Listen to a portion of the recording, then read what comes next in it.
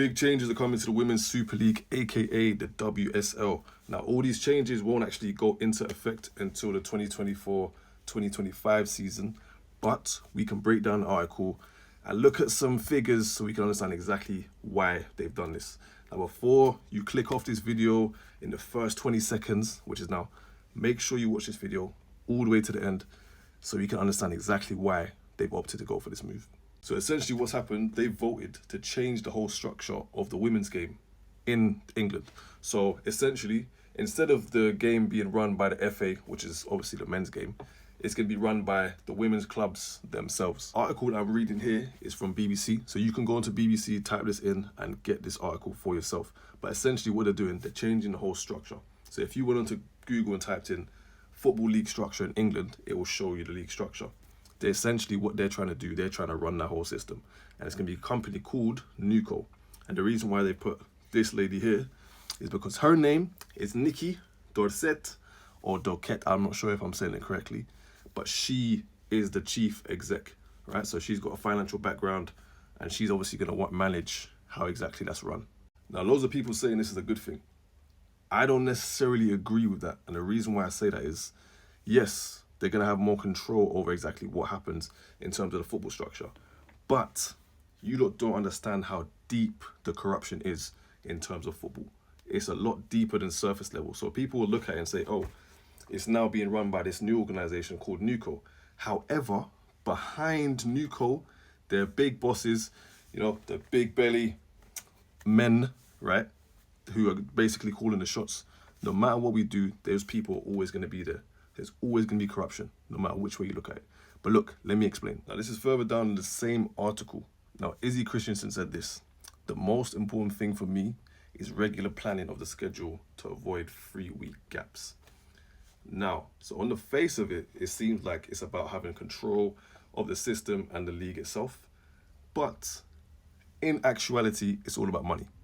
Let me explain. I went to the Arsenal women's game versus Liverpool at the Emirates, and there was about 54,000 people in attendance. Let's say the average ticket price was about 26 quid. Of course, you've got your club level tickets, which are a bit more expensive. You've also got your packages. You've also got food sales. There's loads of other things to consider. But let's just keep it at base level, and let's just say the average ticket costs about 26 quid. So if you do a bit of maths, 26 times it by 54,000, you're going to get 1.4 million, or 1,404. Okay, so let's look at the finances of the Arsenal women. Okay, so bearing in mind the number I just gave you, 1.4 million. So imagine if they had a regular schedule, planned schedule, to where they could play their fixtures at the Emirates. They're making at least 1.4. Remember I said I didn't include food, I didn't include merchandise, I didn't include packages, just the ticket sales itself. 1.4 million. Let's just say you do half of that. just to show you the type of money that we're talking about. But anyway, look, this is Arsenal women's, right, on Company's House. You lot can go and have a look at this. You know, as a business owner, I like to look around at these different things. Anyway, so for those of you who don't understand what this is, you've got to file a confirmation statement. You've also got to do your balance sheets, and this is the balance sheet. So you've got to show your profit and your losses. So if we look at the first, right, so let's look at the open expenses here. In the 2022 season, that 6 there is million. So if anyone doesn't understand. So even though it looks like it says 6,300, it's a bit blurry on my screen. But anyway, even though it looks like it says 6,000, it's not. The 6 is a million. So that means in that year, they made 6 million. And in 2021, they made 4 million. Okay, so I'm just showing you lot some of the money here. Let's do it in comparison to the men's game. Let's have a look at this. Now, this is Arsenal Football Club on Company's House. You can go and have a look at this for yourself. But we also have Arsenal Holdings, but I'm not looking at them in this particular balance sheet. But anyway, as we can see here, that's 600 million. Okay, in 2022, 600 million. Just to show you lot the type of money that we're dealing with here.